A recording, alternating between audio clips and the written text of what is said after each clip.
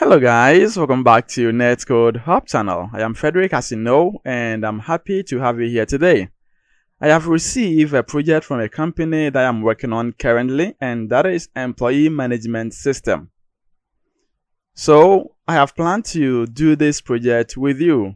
Maybe at the end of working on this project, you might have learned something which is more relevant to you. But there's one problem. Do not tell anybody, okay? Yes, do not tell anybody. Okay, so let's actually go through the details that I got from this company. I'm not going to actually reveal everything to you. Okay, the diagram here tells you what this is going to do. We have the company, we have general departments, we have department in here, we have branch, we have employee, and within the employee, it's going to have vacation table, overtime table, doctor table, and sanctions table. So there's going to be a cascaded drop-down list. As soon as you select department, general department, you must select, or department must be available for you to select. As soon as you do that, you must have a branch you also select. This has to relate to each employee. Now you must have these 4 tables, whereby the vacation time for each employee will be kept. Overtime, over 2 will be kept here. Now, doctors table is going to handle all information about doctors. And also the sanction, that is in case there's any restriction, we're going to put it over there, which is related to the specific employee. So this is going to be a relational database, meaning database tables with relationships. Okay. Also, when I quickly go through this, let me just review small. You can see we have authentication, we have add pages, and it has been given us the kind of property that they need to handle that. So we are going to follow this, and at the end of the day, we're going to have a print and also export to PDF or even Word. I believe you'll love that. Okay, so this is what we are going to do. It's going to be a simple project for you and I to work on. All right, so once I do, you also do it.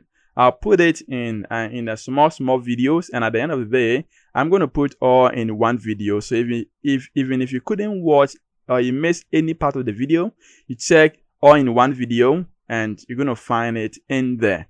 Also, maybe I'll leave the description. That is the link, the source code. When we are done with this project, I'll leave everything, because since this is a company project, maybe I'm planning not to push it. But well, let's see what will happen at the end of creating this project. So the model that you're going to use here is the company is demanding for a web API with Blazor WebAssembly. And definitely we're going for .NET 8 because that is what we are all using. So we're going to use .NET 8 WebAssembly standalone, which is going to consume data or info from the web API, also .NET 8 web API. I believe you know already that I do offer training sessions for people who are interested in Blazor and .NET technologies, talking about the web API service, Blazor WebAssembly, and also the Blazor server app, .NET Mari, and our Mari Blazor hybrid. I have a link in the video description and every video description. So if you want to hook me up, just check the description, and I have a mail in there. You can write me through it. So this is going to be an interesting project. It's going to be a stepping stone for everybody, you and I. Okay. So before we jump right into this, please do not forget to subscribe and also hit on that notification bell so you never miss out any of the content from this Netcode-Hub channel. Also, if you are okay and you like what I'm doing, you want to support me, you can just click on the like button to give me thumbs up to this video. Also, you can buy me coffee to support, to give me a lot more energy to sit down and I'll think and I'll come out with some beautiful ideas so we can implement in this. So if you want to buy me coffee, I'll love you so much and I appreciate it a lot. Check this video description or any of our videos in here description, and you're going to find the link over there. All right, so now that you've seen the view, you've had the view of what you're going to do, let's jump right into this. We're going to create a project in Visual Studio, either in the preview one or the normal Visual Studio. So let's hop into that and then let's start doing something. So in here, launch your Visual Studio. Could be Visual Studio 2022 preview, or it could be the 2022, the stable one. You can use any of them. So click on create new project. And first of all, you're going to create a solution, and we add the project to the solution later on. So let's pass in here a solution, and that's going to be a blank solution. And here I'm going to say the name of this is going to be Demo Employee Management System Solution. So click on create to get this project created. Once you are done, we're going to add the server and now the client itself. So let's click on new project. We're going for Web API, and now here I'm going to say this is a server. And also we make sure we choose the same .NET 8.0. Authentication type going to be none because we're going to create our own GWT custom authentication. Click on create to get it created. Aside from that, you also need to add a client. So let's do it quickly. Add a new project. And we need Blazor WebAssembly standalone. And now here say this is the client. And also the same type. Authentication type going to be none. So click on create to get this project created. So once we are done here, we want to put all the repository and the services in a separate project. So maybe later on, if you want to use it in another project, you can make it, or we can make it possible to use it. Okay. So in doing so, we are going to create a separate project for each, and I'm going to name them as client library and also the server library. And we're also going to have a base library, which is going to have models which are going to be shared by both the server and also the client. So click on add new projects, and we go in for C# class library. And now here I'm going to say this is base library. So click on create and .NET 8.0, so we can just clean this off. So let's add this to the projects, and let's go to the server. And now when I click on the server, we are going to add this base library project. So I click on the dependencies, and I click on add project reference. And now in here, we're going to choose the client. That's a base library. This is what you're going to choose for. So click on OK. And let's also do same to the client as well. So I click on dependencies, add project reference, and now choose the base library. So we see both projects are using the same class library. Now the client is going to have services folder. The server is also going to have a repository folder. So why can't we create project for each so we can handle everything in there? So let's do that quickly. So inside this solution, we are going to add a new one. So let's add a new project. And now it's going to be the same class library. And I'm going to say there's going to be a client library. So this is a client's library, and this is limited to only the client. So here I click on dependencies, and that's going to be for the client. Dependencies, go to add project reference, and now add the client library to it. So we have two libraries added to this, the general one and also the limited library. Let's do same to the server as well. So let's also add one and project. So here the same, and now there's going to be the server library. And now this server is going to be added to the server project. So I click on the dependencies, add project reference, and I'll choose the server library. So you can see the server has a base, it has the server library. So two libraries added for each of the projects in here. Okay, good. So we can clean the default classes created. So from this class library, we have also this, can make some cleanup in here. Okay, so that is it. Now the next thing to do here is we can run the client, we can also run the server separately. And so in order for us to get communication happen between the server and the client, we have to establish calls between them. When we get there, we're going to do that. So currently this is the server. We can choose the client, and we can run the client here. And also while this is getting ready to run, we can also run the server alongside here.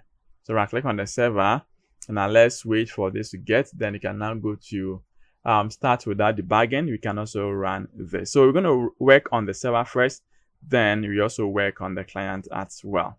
So let's wait for this to get run.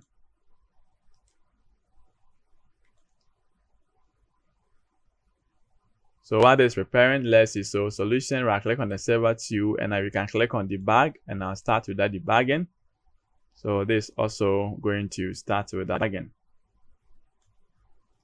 So that is this is going to be the client. So let's wait for the server to also get loaded. All right, so you can see when you check here, we have our client here and we also have our API. So defaultly, this is what we have, and we can test this out, and you can see this also working. When you check the weather forecast, you can see this also working. So we have our two projects configured, and they have their dependencies separately. Both have one shared library. It's going to be used by both projects. Aside from that, each has a separate project that it's going to inherit it from. Either as a service or as a repository is going to derive from that project. Okay, so now let's close this. Now let's what we're going to do here is we're going to create our folders which are going to be used in this project. So first of all, we are going to work on authentication and authorization for this. Okay, so in doing that, you first have to install these packages to the application. And now this is limited to the server. So because we have a server library, we are going to install them here. So I can right click on this, then go to unload project, and now in here I can create an item group. So I'm going to have an item group, and I'll paste in this. So we can see we are installing these packages, breakcrypt.net, and we're installing the JWT bearer, EF core server tools, and also the tokens and token.jwt. These are the packages that you want to use in the server library. So save this, right click on this, and now load project with dependencies. You can also right click on the server library. You go to the add or manage NuGet packages, and now you can just install them one after the other from the browse section. By doing this, you're going to install this once and for all. Let's wait to see they are all installed peacefully in. Also, okay, so aside from this, we have to also go to the server and I install same packages in there because you are going to be using the same package as well. Okay, so let's go to the server, and in here we click on this is a server.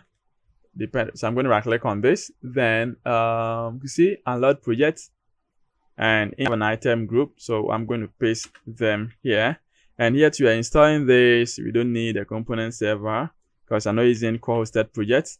We're using the EF core SQL server tools, and as you can see we have the token, we have filter for add authorization to the Swagger, we have token, and we have the JWT bearer. So make sure you have this also installed. Now save this, right click on this and go to reload project with dependencies, or you can also right click on this dependencies and go to manage NuGet packages, and you can install them from the browse section one after the another. You can install them in, as you can see from here, I have them installed. Okay, now once you are done here, the next thing that you're going to do here is we're going to create our models. So let me close all this, let's save them. And now when you check this, we have this base model. So the models which are going to be used by both client and server, we put them in the base model.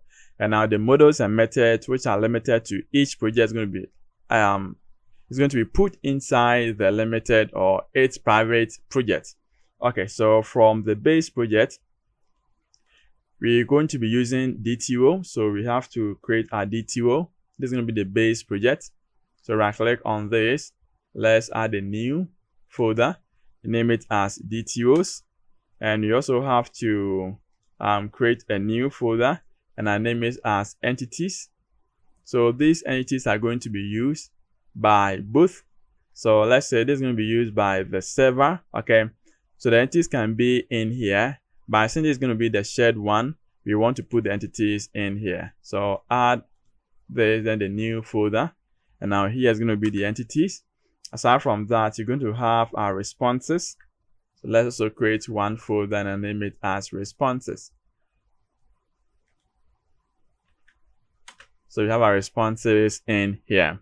Now let's right click on this base library, and we have to install one package to this library. We're going to use as a converter to convert this DTO to entity. So it's going to be the auto mapper. So let's install auto mapper in here.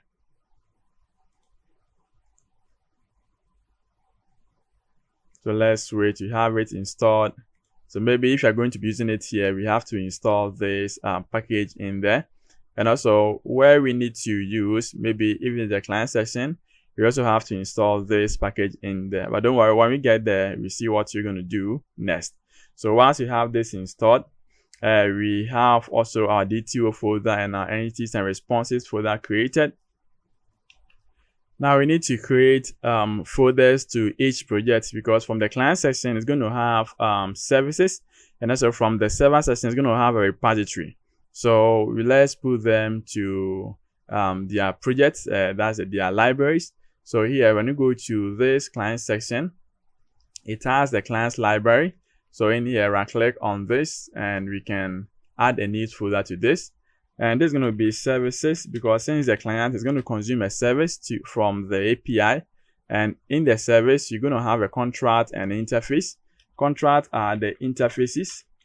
So we have contracts and we're going to have our interfaces.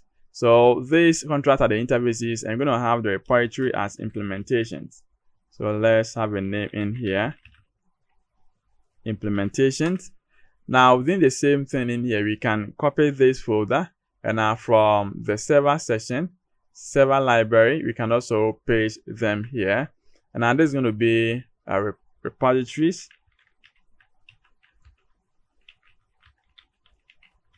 So this repository is also going to have the same contract and implementations.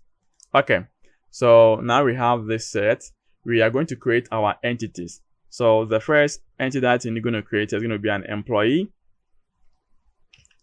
So right click on the entities and then click on add a new class. And this is going to be an employee. The reason why we are creating entities and DTO is that entities are the database models. So DTOs are the user models. So whenever you are communicating data from database to the user, you're going to use a DTO. And whenever you want to communicate data to the database, they're going to use the entities.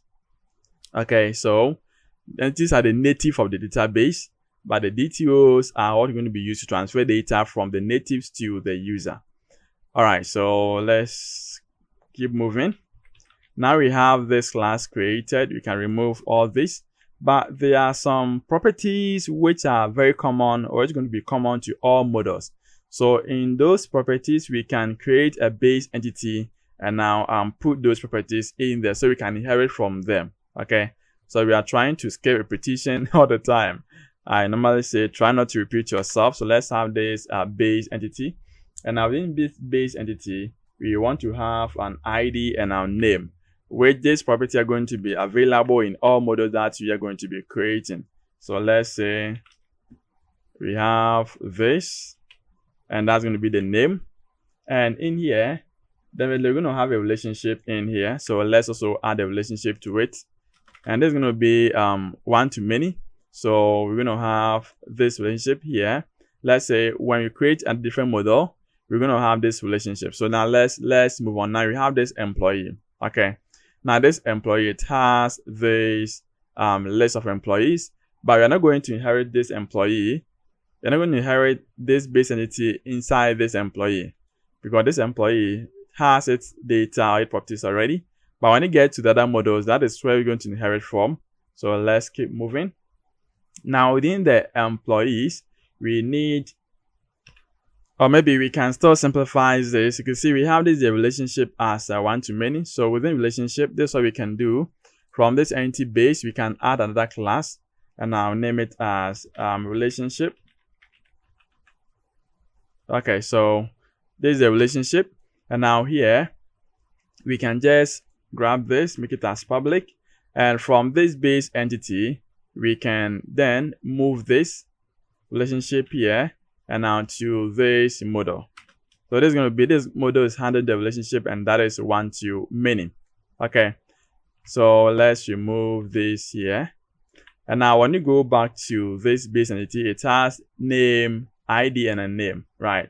So when you check this employee, we can now inherit from this base entity, because this base entity has, if I peep this, it has ID and a name. That's going to be employee ID and an employee name.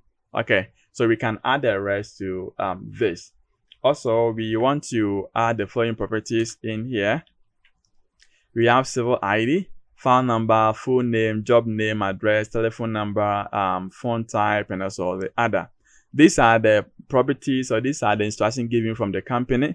So we are doing according to what they provided, okay? So maybe you can customize to suit what you want, or you can follow this, and at the end of the day, we are going to achieve the same thing.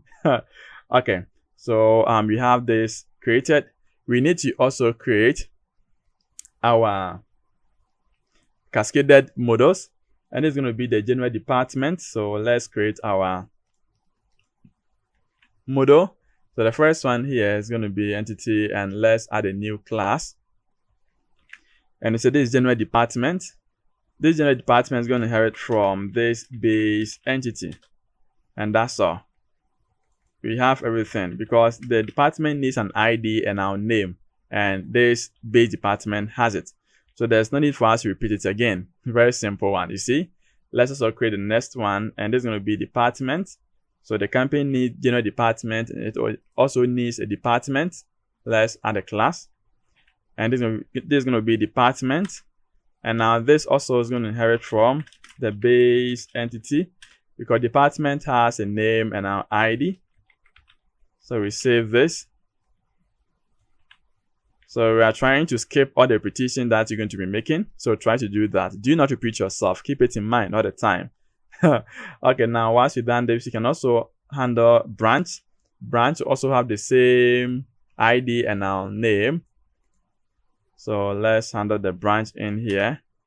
Now branch will also inherit from same base entity. And this is going to be public.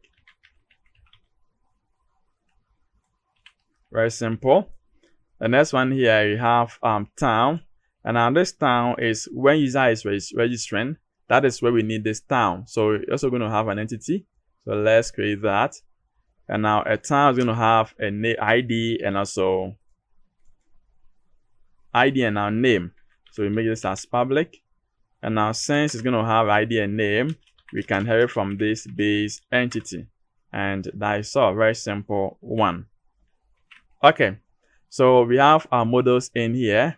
Now you can see from the relationship, we have one relationship in here, and that is from one to many, meaning we have a list of employees who is going to have a link to this employee that we have specified in here, the models that we have in here. So well, example is here is branch. So branch can have a list of employees. So one branch can have a list of employees under, isn't it? Department, one department can have a list of employees. The same thing applies to general department can have a list of employees. So we're going to link them in there. So in order to do that, you go to the base entity, and that is where we specify this relationship in here, as you can see. Aside from that, we go back to this employee here, and now we need to specify also the relationship in here as well. So down here, we going to specify that here is going to be many to one. And so you can see we have the general department. So one general department, one ID, department ID is going to have a list of employees. That's a many to one. So many employees is related to one department. Now, that's for the general department. And also we have the department going to have a list of employees. Branch is going to have a list of employee. Town also going to have a list of employee, right? Because many employees can live in one town, isn't it? Yes. So we have the relationship also established in here. So you can see that the base entity here does not have the relationship created. It has only two properties in here. Now, when you go to each of the properties for the department, it is inheriting from this base entity. Now, this base entity has this ID and our name. But how do you establish the relationship also here? That's where we need to add the relationship. Okay, so it means that it also has a list of employees in here. So this relationship here that we are creating, when you check this,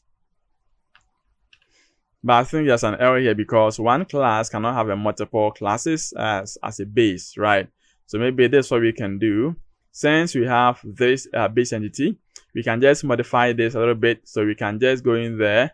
Once we have the employee ID from this section, this base entity, we can just copy this and let's put into this employee, because the employee data here is a unique, so we can put it in here. Now in this base entity, we can remove it from this section. Okay, we save that. We go to this relationship. We can just grab this from the relationship model. We go back to this base entity, and now we leave this in here. So this means that employee model is not going to inherit from this base entity, but the others are going to inherit from. So we can just remove this relationship in here. And now when you go back to the department, you can see we cannot remove this, and now it's inheriting from this. So if I right click on this and now pick definition, it gives you this. So it's having a list of employee. All right, so that's the property that also going to inherit. When you go to the department too and now check, it's also going to have the same list of employee in there. So we create it once and I use it multiple times in the various models. All right, so we have our entities here created, and these are what you're going to be used to create database table, okay, for separate model that we have specified.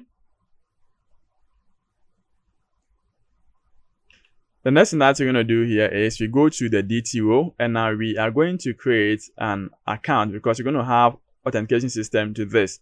So user must register, administrator must have overall boss. Aside from that, administrator can assign people as managers. These managers have roles, and they can edit or delete employee. They can manage the employee as well.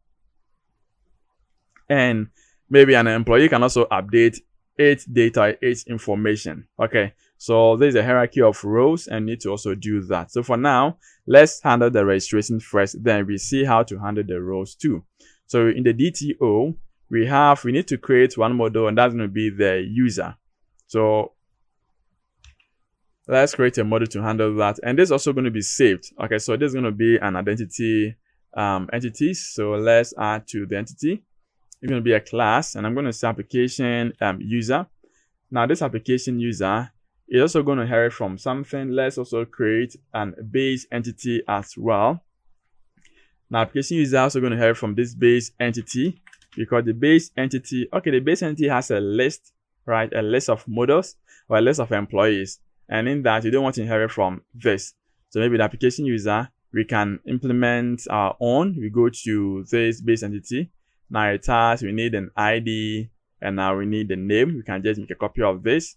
And now in here, we can paste it here. Okay, then let's make this as public. And also, we are done with this one.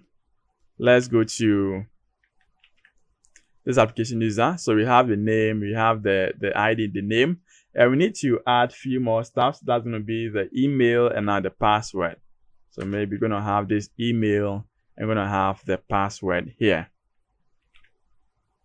So this is what we're going to create in a table form. That's going to be for any person who registers in the account, whether the person is an administrator, the person is a manager, the person is a normal employee. We're going to take in the ID, the name, the email, and the person's password, so that maybe if the person wants to log into the application to update his information, you're going to use the same credentials specified in here to update that or to log in and access his or her information.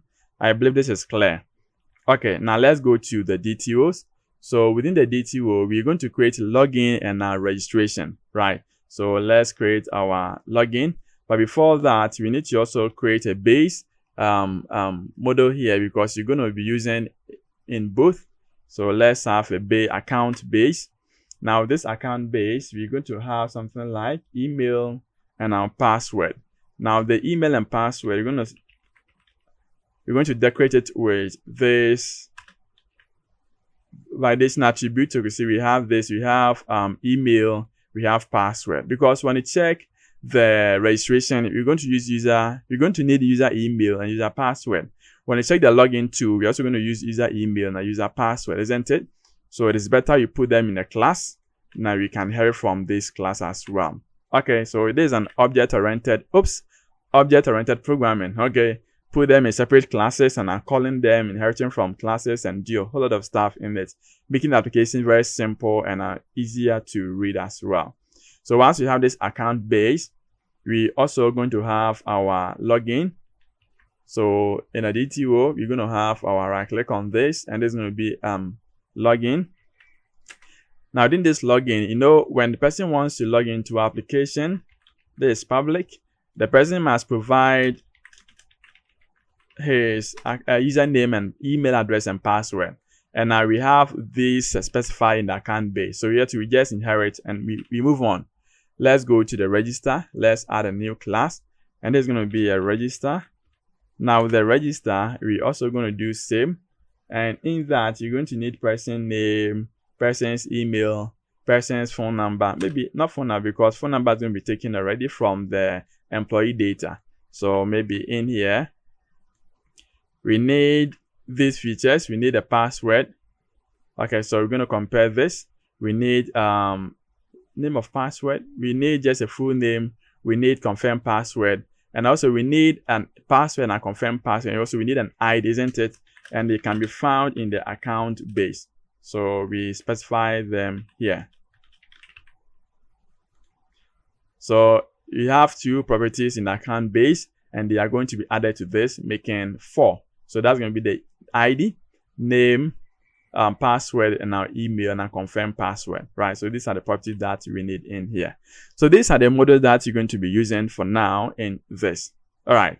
So maybe we have our models created. The next thing to do here is we're going to create our AppDB context class and try to perform migration to start working with the authentication system. So let's see, we go to the client server library. That is where we're going to add the data to handle the migration. So inside that, we can just create a folder to the server library, and I'll add a new folder as data in here. Now within that data, let's add a class known as the AppDB contest. You can name it any name that you want. Okay, so name it here AppDB contest, and let me just format it well. Okay, so AppDB contest, and now this is going to be a public class, and this is going to inherit from DB contest. So DB contest class, and it's coming from EF core. So install that. We can just create a constructor from this and pass in this option. But with the help of the C# version 12 new method introduced as primary constructors, we can use it here in just one line of code. Very simple one. Aside from that, we need to specify all our models to create a database table for us. So in that, what can we do? We can specify the following models in here, and within each, we are going to create a table which has this name, and I'm going to use the various properties in this model to create the columns for that table. To control period, we have to add a reference to this base library, and all these are going to be solved. So that's added, and now everything is going to work. Okay, so we have application user for the application. We have town, branches, department, general department, and etc. We have more to be added, such as the sanctions table. We have the overtime table. We're going to be adding them as soon as possible. But let's going to start from scratch. Then we keep pushing, we keep pushing, we keep pushing. Okay, so don't worry. Let's maintain what we have in here. Let's save this. Now the next thing to do here is we have to specify our AppDB contest. That's going to be our connection.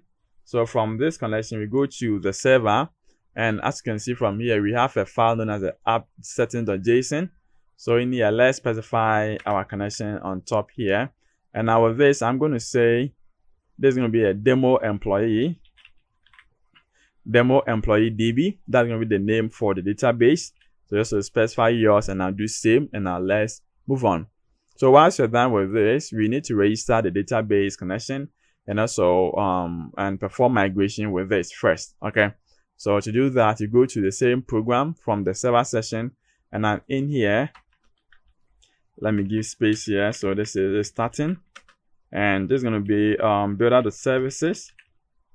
So .services.add DB contest, and now there's an AppDB contest. And now in here, we need to specify an option to it. So this max to, we're going to say options.use SQL server. And now the SQL server, we can have our builder.configuration. So builder.whoa. Let's do it again. So we have builder.configuration, then .get connection string, and then in here, let's have it is null, then throw new invalid operation exception, and now tell the person that, sorry, your connection string is not found. Okay, so we can throw new exception when it is null in here. So with the builder.configuration.get connection string, we must specify, we have to terminate this, and also we have to close this. So here, let's go to the app settings, copy the name for default connection, save that, go to the program.cs file, and in here, just paste it here. And that is all. So we are done with this. So once you have this, you can now go ahead and perform database migration. So to do that, let's make sure we have a server selected from here. And now let's run this application. So build solution.